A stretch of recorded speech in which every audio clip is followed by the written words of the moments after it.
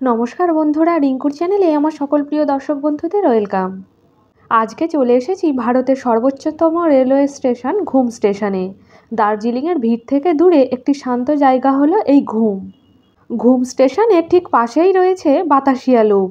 এই বাতাসিয়া লুপ হলো সর্পিল ট্র্যাক, যেটি টয় ট্রেনের রুট বরাবর খাড়া চড়াইয়ে ওঠার জন্য তৈরি করা হয়েছিল।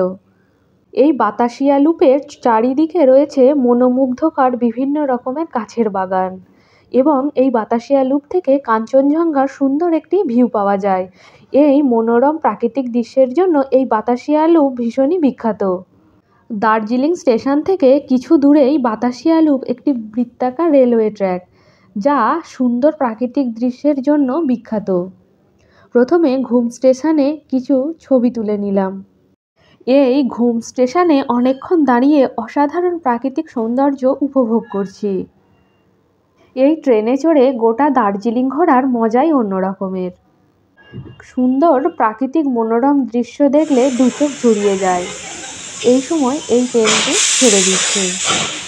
বেশ কিছুক্ষণ সময় এই ঘুম স্টেশনে কাটিয়ে দিলাম।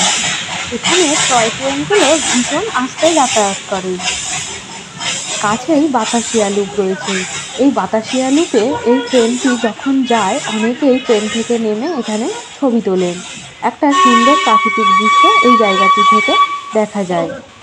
আর এই ঘুম স্টেশনে মেঘেরা একদম ঢেকে যায়। চলে এসেছি বাতাসিয়া লুপে। প্রথমে টিকিট কাউন্টার থেকে 30 টাকা দিয়ে টিকিট কেটে নিলাম। এবার আস্তে আস্তে এগিয়ে চলেছি। ভীষণ সুন্দর এই পার্কটি। আপনি যদি আমার চ্যানেলে নতুন দর্শক বন্ধু হয়ে থাকেন, তাহলে প্লিজ আমার চ্যানেলটিকে সাবস্ক্রাইব করে পাশে থাকার অনুরোধ রইল। আমার এই ভিডিওটির কোনো অংশও যদি আপনাদের ভালো লেগে থাকে, তাহলে একটা লাইক দেওয়ার অনুরোধ রইল এবং আপনাদের প্রিয় বন্ধুবান্ধবদের সাথে শেয়ার করারও অনুরোধ রইল। এখানে ভাড়াতে বিভিন্ন রকমের পোশাক পাওয়া যায়। অনেকেই এই পোশাকগুলি পরিধান করে সুন্দর সুন্দর ফটোশ্যুট করেন।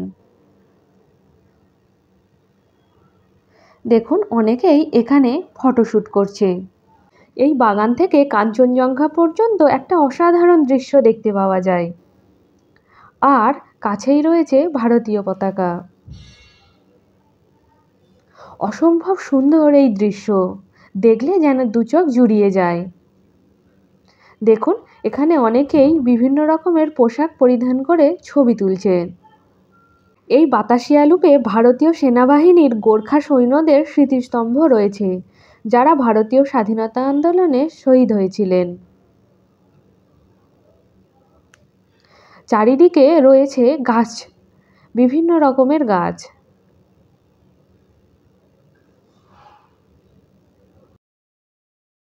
আমার আজকের এই ভিডিওটি আপনাদের কেমন লাগছে অবশ্যই কমেন্টের মাধ্যমে আমাকে জানাবেন। ভালো লাগলে লাইক শেয়ার করার অনুরোধ রইল।